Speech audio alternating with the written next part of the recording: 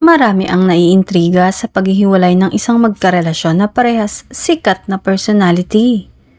Kamakailan nga ay nakapanayam ang isa sa kanila at inaming hiwalay na talaga sila. Ang tanong ng marami, may third party ba?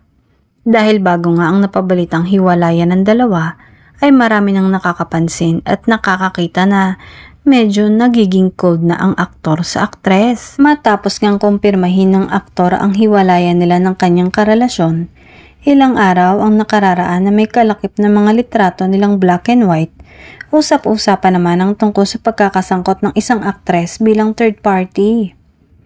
Napansin din ng netizens ang pag-like ng ex ng aktor sa isang komento kung saan nabanggit ang actress-singer na di umano'y tinuturong third party.